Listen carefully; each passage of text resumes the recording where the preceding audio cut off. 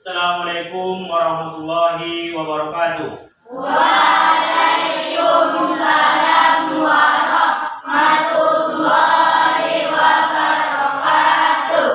Alhamdulillah wa syukrillah wa la haula wa la quwwata illa billah. Salatan wa salaman ala Rasulillah allazi la nabiyya ba'da. Rabbi shrah li sadri wa yassir li amri wa hlul 'uqdatam min lisani yafqahu qawli. Baik, sebelum kita mulai mata pelajaran kita pada hari ini, yaitu tema ataupun Al-Quran Hadis, temanya pedoman hidupku.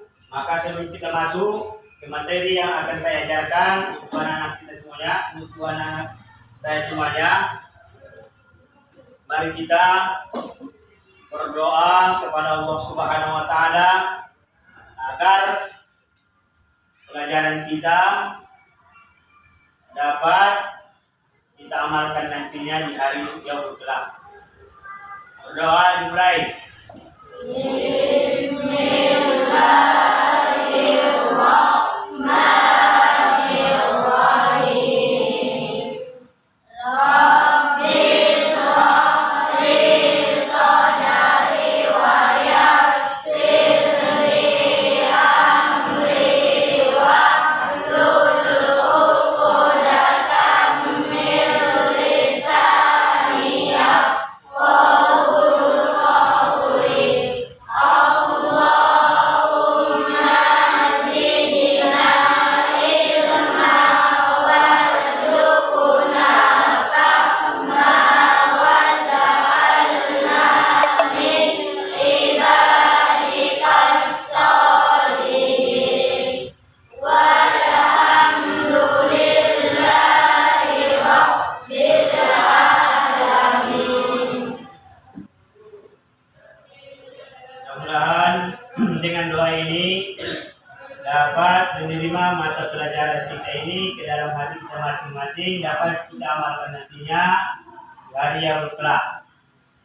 Sekarang kita sholawatan kepada Nabi kita, Nabi Muhammad Sallallahu Alaihi Wasallam, yang telah berubah zaman dari zaman jahiliyah ke zaman sekarang yang kita rasakan. Alhamdulillah yang terang benderang dengan agama Allah Subhanahu wa taala. Selawatan dimulai. Allahumma sholli ala sayyidina Muhammadin nibbil qulubi wa dawaiha wa afiyatin abadan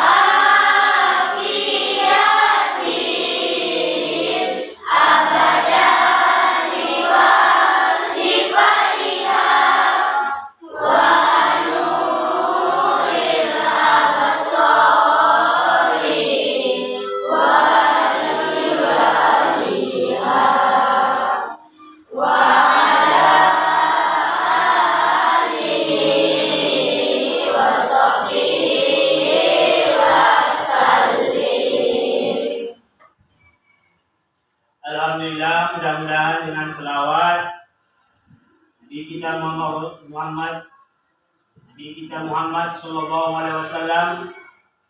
Mudah-mudahan kita mendapat syafaatnya beliau di hari kelak. Amin ya rabbal Amin. Allahumma sholli ala sayyidina Muhammad wa ala ali sayyidina Muhammad. Baik, sebelum kita memasuki mata pelajaran, ada kalanya Bapak tahu siapa dan kenapa saudara-saudara kamu yang tak hadir atau yang ada hadir, ini kita absen dulu. Nanti saya panggilkan namanya, mohon berdiri, ucapkan hadir. Bisa dipahami? Bisa. Ariel Hamdan Hasibuan, Andi Halomoan Daulay. Kenapa? Hah? Sakit? Afifah Wardia, Aidil Fari Harahap, Irjen Rambe, Jannah Daulay, Mukti Ali Hasibuan, Muhammad Chandra Saputra, Mira Handayani, Muhammad Ardiansa. Kenapa? Kenapa tak hadir? Tak ada keterangan ya? Baik.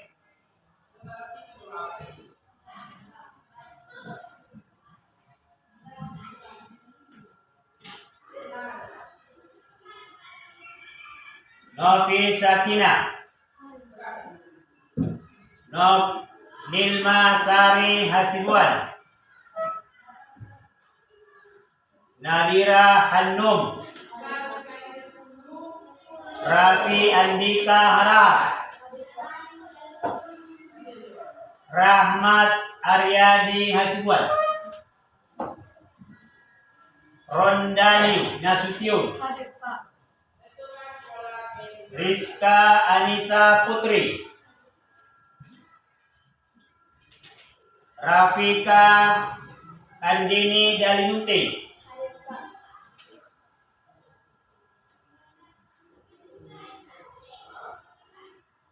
Raina Sibuan,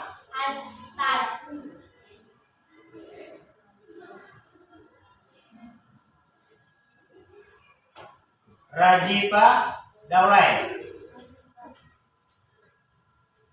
Rafa Emeraldi, Sri Mulyani Harahap,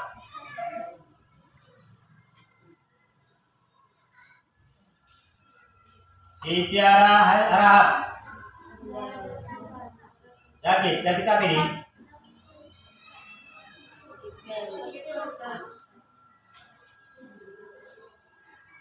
Siti Fatimah, Taufik Hidayat Harahap, Tukmalia Nasution, Vivi Rahayu, Yanti Erlinda, Jara Febriani,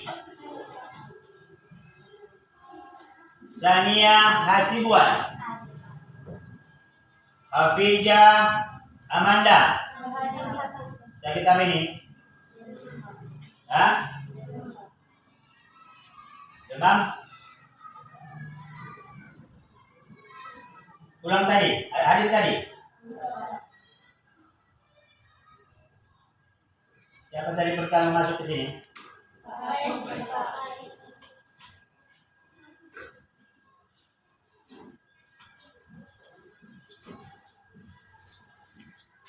Baik. Absen sudah selesai. Berapa jumlahnya semuanya? 30? 31 atau 32? 31. Di sini 33. Yang mana benar? Kedua kelasnya berapa? 31.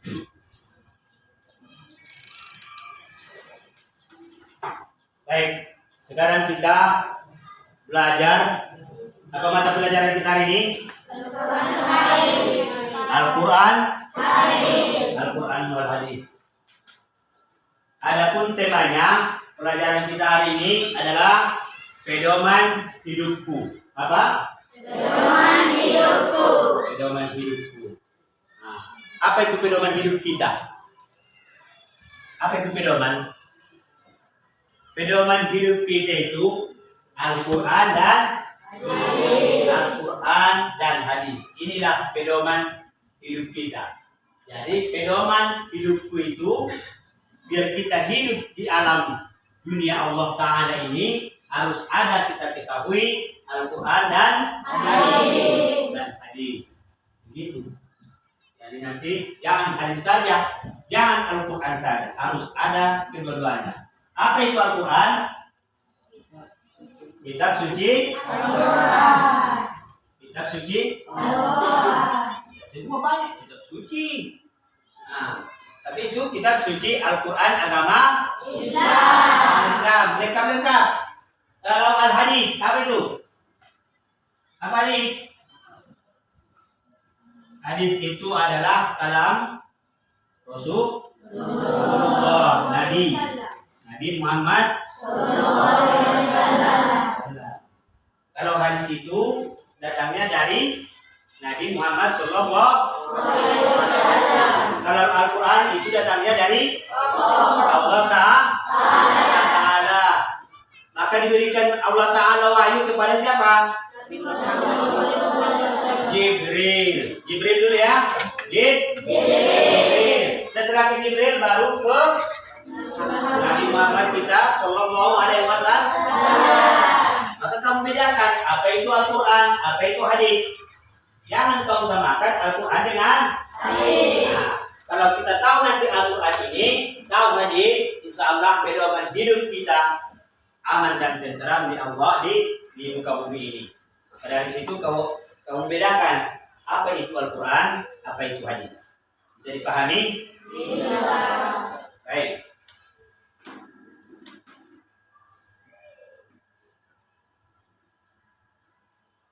Nah, itu pelajaran kita Al-Quran, hadis, pedoman hidupku. Maka di sini nomor 1, lihat ke depan pengertian Al-Quran. Al-Quran merupakan wahyu Allah Subhanahu Wa Taala yang menjadi mukjizat terbesar bagi Nabi Muhammad Sallallahu Alaihi Wasallam. Maka dari itu Al-Quran itu datangnya dari Allah Ta'ala. Jangan kamu sebutkan nanti dari Nabi. Tidak, Al-Quran dari Allah Ta'ala. Diberikan wahyu kepada Nabi kita Muhammad Sallallahu Alaihi Wasallam. Maka dari situ nanti ada bedanya Al-Quran dengan hadis. Begitu. Jadi pengertian Al-Quran menurut bahasa berasal dari bahasa Arab, yaitu bacaan sebagaimana yang disebut di dalam Al-Quran surah Al-Qiyamah ayat 17 sampai 18. Bagian-bagian Al-Quran dibagi pula dalam 554 rukuk. Itu bagian yang terdiri atas beberapa ayat, surah yang panjang berisi beberapa rukuk. Sedangkan surah yang pendek hanya berisi satu rukuk. Itu dalam pengertian Al-Quran ya. Adapun bagi-bagiannya, Al-Quran itu berbagi bagian. Nah, bagian-bagiannya Al-Quran dibagi pula dalam 554 rukuk. Next. Nama-nama Al-Quran menurut Imam Zarkashi dan Imam Suyuti dalam kitab Al-Kitab disebutkan bahwa Al-Quran mempunyai 55 nama. 55 nama. Sini kamu lihat, biar tahu. 55 nama. Bahkan dalam ensiklopedia Islam untuk pelajaran disebutkan ada 78 nama-nama bagi kitab suci Al-Quran. Adapun beberapa nama Al-Quran yang menunjukkan kebenaran. 1. Al-Quran artinya bukti. Nah, Ada buktinya. Alkitab artinya salah satu nama bagian kitab suci Al-Quran. Nah, yang ketiga, Al-Furqan artinya pembeda. Yang keempat, Az-Zikra artinya pemberi peringatan. Yang kelima atau At-Tanzil artinya yang diturunkan. Nah, ada yang diturunkan Al-Quran. Turunkan Al-Quran. Nah, ada buktinya. Nah, kitab artinya salah satu nama bagian kitab suci Al-Quran. Ada kitabnya. Ada Al-Furqan artinya pembeda. Ada pembeda-pembedanya. Yang terakhir, At-Tanzil artinya yang diturunkan.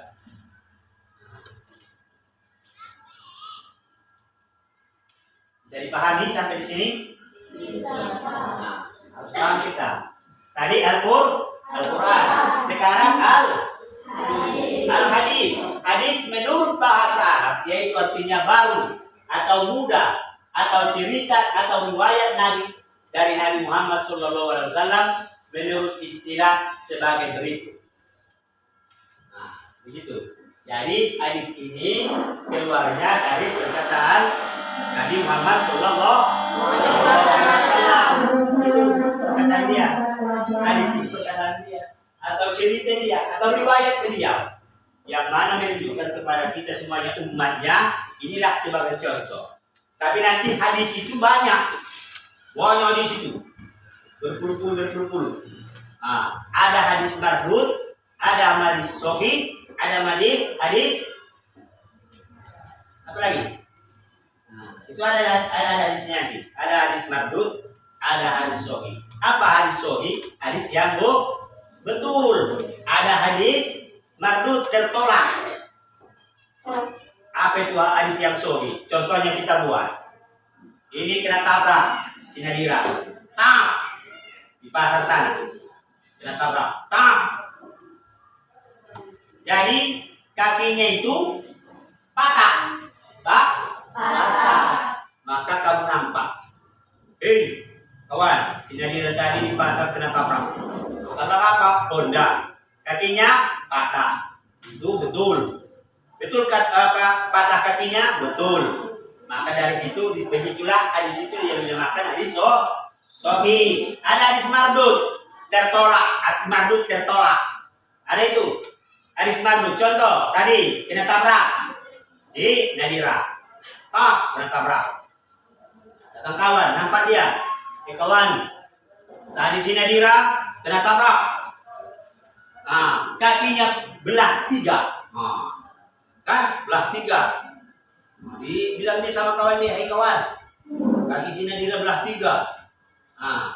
Jadi disampaikan kawannya lagi kepada yang temannya yang lain. Kawan, si Nadira tadi kena tabrak belah 3, kepalanya pecah. Ditambahnya. Datang lagi kawan yang satu lagi. Dibilang dia, si Nadira tadi kakinya belah 3, kepalanya pecah, kupingnya habis, matanya keluar. Ditambah. Maka inilah sebagai contoh hadis mardud. Begitu. Di hadis itu perkataan Nabi itu harus kita lihat sanadnya, harus kita lihat perawinya, harus kita lihat dari mana dia asal usulnya. Begitulah dinamakan hadis sahih. Hadis menurut bahasa Arab yaitu artinya baru, mudah cerita dan riwayat dari Nabi Muhammad SAW. Adapun menurut istilah sebagai berikut. Yang pertama, menurut dalam al-hadis segala perkataan Nabi, perbuatan Nabi dan hal ihwalnya. Ini. Nomor 2, sementara para ulama usul ialah segala perkataan Nabi Muhammad SAW, perbuatan dan takrirnya yang berkaitan dengan hukum syarak dan ketetapannya. Begitu. Bagian-bagian hadis. Ada bagian-bagian hadis. Maka ada bagian-bagian hadis. Hadis yang disandarkan kepada Nabi Muhammad SAW berupa perkataan. Hadis itu, hadis perkataan berupa perkataan, perbuatan Nabi, perkataan Nabi, takrir maupun sifat beliau yang memiliki 3 bagian, yaitu sanad. Sanad. Apa itu sanad, Ustaz? Sanad adalah silsilah orang-orang yang menghubungkan kepada matan hadis. Itulah orang-orang yang menghubungkan, dicari dia. Oh inilah, beginilah dulu Nabi Muhammad itu, beginilah perkataan Nabi Muhammad itu, beginilah perbuatan Nabi Muhammad. Begitulah. Matan adalah perkataan yang disebut pada akhir sanad. Matan perkataan. Bagaimana cara perkataan?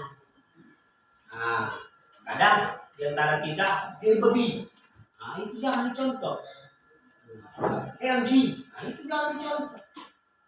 Bagaimana perkataan Rasulullah, maka itulah kamu contoh. Contohnya apa? Jumpa, assalamualaikum. Kadang ustaznya lewat, kamu pun lewat di depan dia. Kalau waktu kami sekolah dulu, ustaznya mau lewat, itu dia itu sebentar. Lewat dulu ustaznya itu, lewat dulu ustazanya, baru. Apa disebut kepada ustaznya? Kepada ustaznya, assalamualaikum ustaz. Tapi jangan, assalamualaikum ustaz. Boleh? Assalamualaikum ustaz. Berunduk dia. Begitulah sifatnya. Nanti kamu harus praktekkan. Di mana? Di lewat ustaznya. Lewat ustaz. Kamu pun lari, turun. Lari juga, turun. Gak ada sopan santun. Maka dibuatlah hadis ini, harus kita contoh Nabi kita Muhammad SAW dari berbagai cara. Contoh yang saya bilang tadi, lewat gurumu, lewat ustazamu, kamu diam sejenak, sebentarnya. Apa kau ucapkan? Assalamualaikum. Assalamualaikum ustaz. Assalamualaikum ustazah. Ataupun tamu ke pondok pesantren kita datang dari depan. Dari dia jalan, nggak tahu dia mau cari siapa, mau cari ustazahnya, mau cari ustaznya, nggak tahu dia. Jadi itu gimana? Datang di sini. Sampai di sini ditanya dia. Nah, mana ustaz pimpinannya misalnya? Kita diam. Enggak boleh. Mana ustaz pimpinannya? Salam dulu. Assalamualaikum Pak. Mana ustaz pimpinannya? Misalnya kalau pimpinan ada di ruangan Pak. Boleh kita ke sana? Boleh Pak. Silakan Pak. Dia di depan. Jangan jauh di depan. Ayo. Ya kan? Kan begitu. Sini Pak. Itu nggak boleh. Monggo Pak. Silakan Pak di depan. Depan aja kita Pak. Ini di depan. Jadi al-ihtiram, penghormatan kepada orang tua, penghormatan kepada ustaz, penghormatan kepada guru harus kita terapkan. Tujuannya untuk keberkahan ilmu. Nanti setelah ini, misalnya ada guru lewat di depan, diam sejenak. Jangan kau bilang yang lain. Apa kau bilang? Assalamualaikum ustaz. Assalamualaikum ustazah. Ini karena ke kantin sana, lari tak kemana, ya kan? Alias mau cepat-cepat ke kantin sana. Sementara waktu setengah jam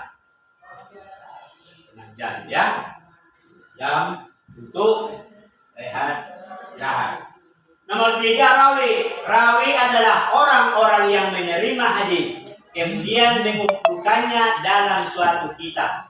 Itulah rawi. Namanya rawi. Misalnya Al-Bukhari, rawi Al-Bukhari Al-Muslim, rawi Muslim, riwayat Tirmizi. Kenapa dia tahu itu dikumpulkan dia orang-orang yang menerima hadis. Dia tahu apa perkataan Allah, apa perkataan Nabi, apa perbuatan Nabi, apa gerak-gerik Nabi, dia tulis. Baru setelah ditulis beliau, maka dikumpulkan, dibuatlah satu kitab. Yaitu sekarang ada kitabnya namanya ada kitabnya yaitu banyak kitabnya. Ada nama-nama kitabnya. Hadis banyak. Tapi ada nanti hadis ini terbagi-bagi lagi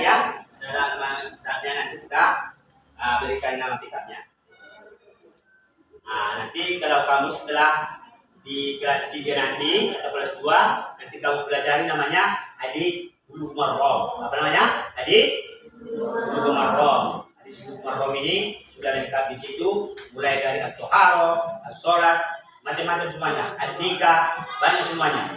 Mudah-mudahan di situ nanti di kelas 2 atau kelas 3 kamu pelajari namanya Bulughul Maram. Apa namanya? Bulughul Maram. Fungsi Al-Quran. Baca.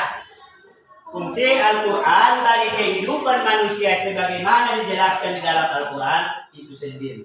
Di antaranya yang paling penting sebagai berikut. 1. Sebagai petunjuk. Itulah gunanya fungsi Al-Quran.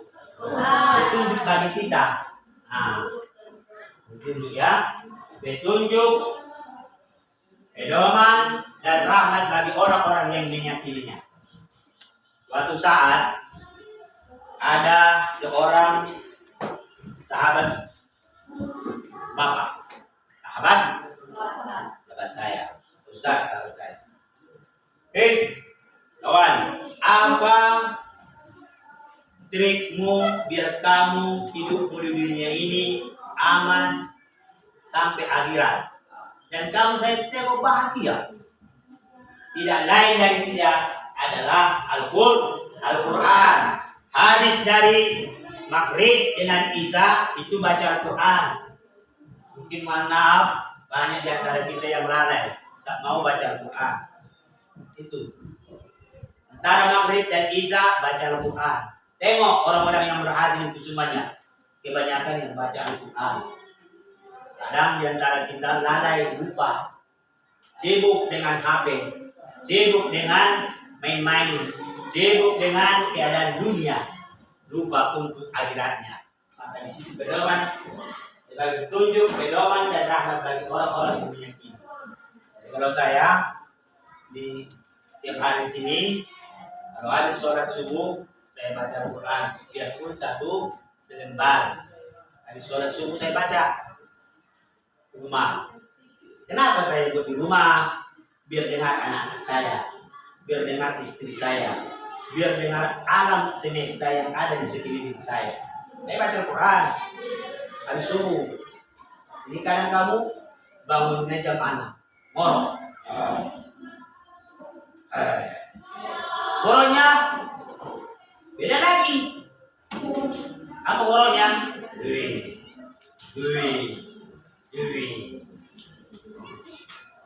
Tambah lagi ngoroknya. HP. Itu ya, usahakan dulu nanti setelah saya kasih pelajaran ini, kamu buatlah suatu pedoman. Antara Maghrib dan Isya baca, sebelum subuh baca kalau bisa. Hanya kalau di sini kami mondok, saya tahu siapa orangnya yang baca pagi. Tahu saya orangnya. Jadi yang sering baca pagi adalah si ini, tahu orangnya. Kalau ini tidak, ajar yang sering tahu saya. Maka dari situ kamu buatlah pedoman ini Al-Quran.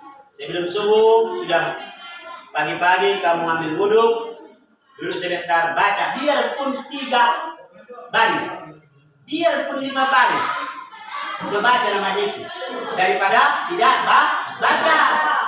Antara Maghrib dan Isya, mungkin kamu bayangkan, mungkin yang lain ini kadang nggak ada respon untuk membaca Al-Quran ini. Jadi kalau saya wiridkan hadis subuh. Saya wiridkan hadis subuh. Saya baca 1 halaman, 1 lembar. Kuat-kuat dibaca. Kenapa? Biar tahu makhluk-makhluk di sekeliling kita. Bisa dipahami? Bisa dipahami. Sebagai penawar bagi segala macam penyakit. Banyak sekarang mungkin di antara kamu banyak penyakit. Ya kan? Orang tua belum apa-apa udah banyak penyakit. Udah banyak penyakit. Penyakit apa? Dengki. Tahu dengki? Penyakit dengki, penyakit ini. Banyak penyakitnya. Kenapa? Tak pernah dia baca Al-Quran.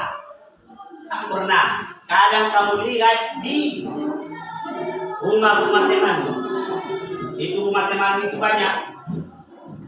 Yang besar, yang mantap. Tapi kita tengok apa yang ada? Boneka. Apa yang ada? Bangku yang mahal. Apa yang ada? Hiasan. Adakah di sini Al-Quran? Membawa dam. Kalau kita pergi ke rumahnya yang reot-reot, kita ketemuan. Oh, ada Al-Quran. Ada Al-Quran? Ada. Tapi saya tengok berdebu. Berdebu. Kenapa? Tak pernah dibaca. Itulah sekarang.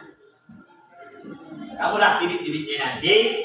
Mudah-mudahan besar pun rumahmu nanti, usahakan ada Al-Quran. Bisa dipahami? Yang ketiga sebagai kabar gembira dan peringatan. Apa itu kabar gembira? Kita tahu, oh ini kalau saya berumur sekian, ini kita tahu semuanya. Nanti saya akan mati, apa yang saya bawa? Nanti kalau ketika saya mati, apa yang saya tinggalkan? Apa bekal hidup saya? Sekarang kamu udah berapa umurnya? 12 atau 13? Apalah kau persiapkan kamu nanti? Adakah bisa kami seketika meninggal? Bisa. Allah nanti saya keluar dari sini bisa saya meninggal. Nah, ya kan? Apa yang bekal yang akan kita buat nanti ke depan? Untuk di akhirat nanti. Begitu. Selanjutnya, sebagai pembenar dan penyempurna kitab yang lalu. Dulu ada kitab Zabur, ada Taurat, ada Injil. Maka inilah penyempurna dikasih Allah Ta'ala, yaitu Al-Quran. Al-Quran sebagai penerang atau hidayah.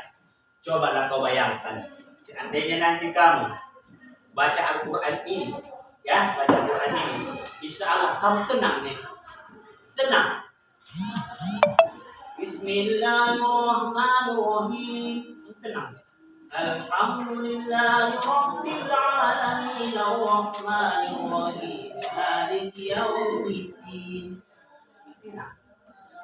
Iyyaka na'budu wa iyyaka nasta'in. Ihdinas siratal mustaqim. Siratal ladzina an'amta 'alaihim ghairil maghdubi 'alaihim waladdallin. Amin. Tenang. Tapi kalau kamu sekarang kebanyakan hafal TikTok. Hafal TikTok. Hafal TikTok apa Al-Quran? Makanya tinggalkan kalau TikTok ini. Kalau ada TikTok ini, hafal Al-Quran. Itu untuk berenang kita semuanya. Fungsi hadis. Apa fungsi hadis?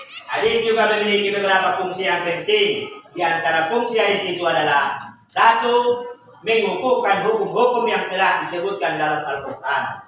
Ada pendapat si A, ada pendapat si B, ada pendapat si C. Itu berbagai macam cara pendapat lain-lain. Maka inilah kembali kita kepada Al-Quran dan hadis. Yang kedua, menafsirkan ayat-ayat Al-Quran yang bersifat mujmal. Membuat tafsirkan Al-Quran itu. Diartikan, dibuat keterangannya. Membatasi keumuman Al-Quran. Kadang ada, begini nih Al-Quran begini. Harus kita batasi, harus kita buat koridor, kita buat tempat-tempatnya. Yang terakhir, menetapkan hukum yang belum disebutkan dalam Al-Quran. Kadang ada hukum-hukum itu. Misalnya, kawan, jangan kamu berdiri, makan. Ada makan. Ada adab makan. Misalnya juga ada minum. Ya, seperti tadi. Saya tengok ada yang minum.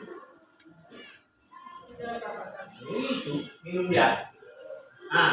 Ini tidak boleh. Gimana? Minum dengan baik, duduk. Kamu duduk.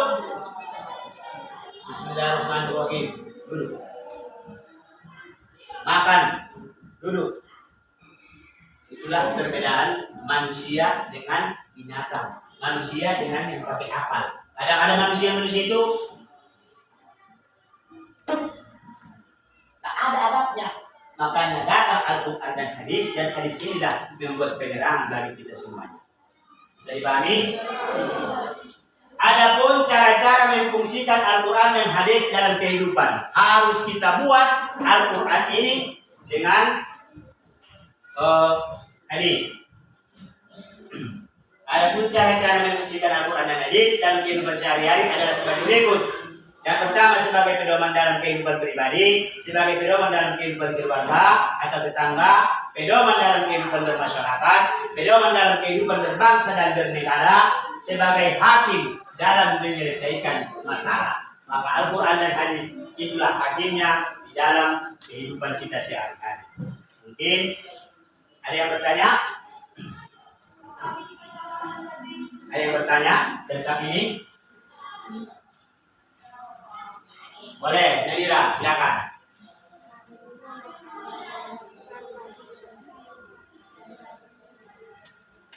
Bagaimana? Bagaimana cara kita ke Al-Quran dan hadis di dalam sehari-hari? Contoh, yang seperti saya bilang tadi, kita buat dulu. Kamu pulang dari sini, apa kerja? Apakah membantu orang tua? Apakah memancing? Apakah yang lain-lain? Ya kan? Ada tuh memancing anak-anak atau main-main atau tidur.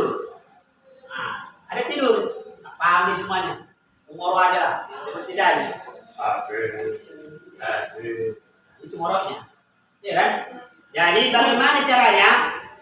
Kita terapkan. Kamu buatlah waktunya. Contoh, habis maghrib dengan isya, antara maghrib dengan isya, kamu duduk bersama, baca Al-Quran. Ya kan? Baca Al-Quran. Subuh, baca Al-Quran. Hadisnya itu kamu buat, kau lihat. Dan kau simak bagaimana cara-cara Rasulullah nanti untuk kita sehari-hari. Seperti yang saya tadi, saya buat, makan jangan berdiri. Hidup jangan ngorok. Nah, ataupun tak tahu dia apa semuanya. Yang penting sama dia main-main. Yang penting tak ada perlu dia semuanya itu. Yang tahu dia otak dia duit makan HP. Duit makan HP. Tapi kalau Al-Quran dan hadis tak perlu dia ini. Ya, tak perlu dia. Itulah jawabannya. Ada lagi yang lain? Ya. Sebelum Nabi Muhammad lahir, Al-Quran sudah ada. Oh, sebelum Muhammad lahir, apakah Al-Quran itu sudah ada? Itu sudah ada. Sebelum pun lahir Nabi Muhammad, Al-Quran sudah ada. Tapi anak Allah Ta'ala itu belum memberikannya kepada Nabi kita, karena Nabi kita belum lahir. Setelah lahir Nabi Muhammad, baru berumur dia beranjak dewasa, barulah diberikan sedikit demi sedikit Al-Quran itu, yaitu mukjizat Nabi kita, yaitu Nabi Muhammad Sallallahu Alaihi Wasallam. Di manakah selama ini tempat Al-Quran itu ada di aras? Ya, aras. Aras itu 7 langit dari ini. Ada ke bawah 7 lapis bumi, ada langit di atas 7. Maka disitulah Al-Quran itu dibuat Allah Ta'ala. Setelah lahir Nabi Muhammad SAW, maka setelah dewasa baru diberikan wahyu sedikit demi sedikit. Yang pertama wahyu diberikan kepada Nabi kita apa?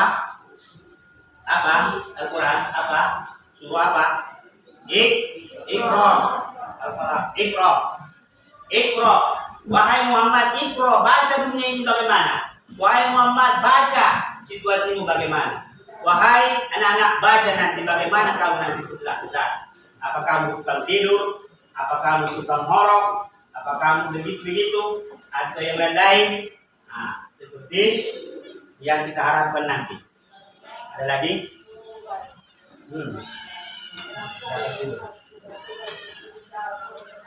Hah?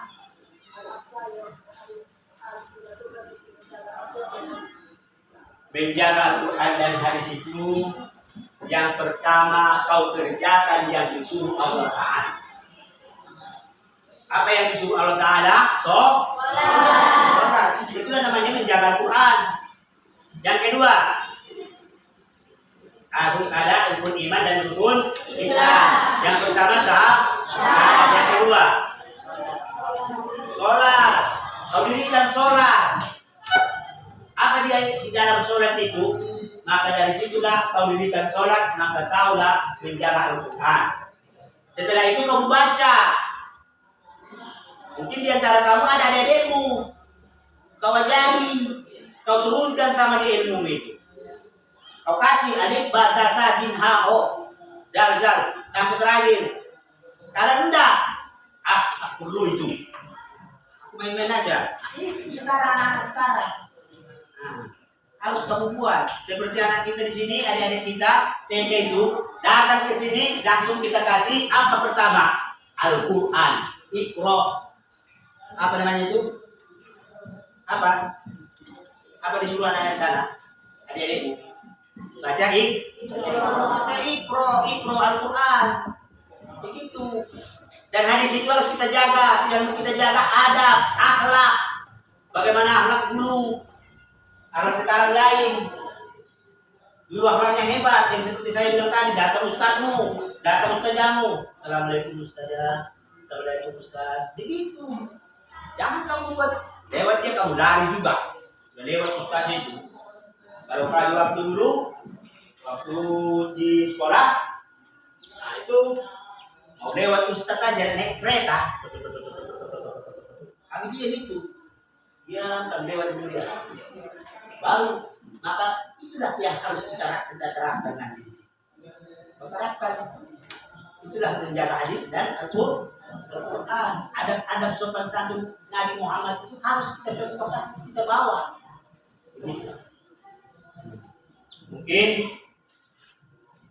itulah penjabaran cara-cara menfungsikan Al-Quran dan hadis dalam kehidupan.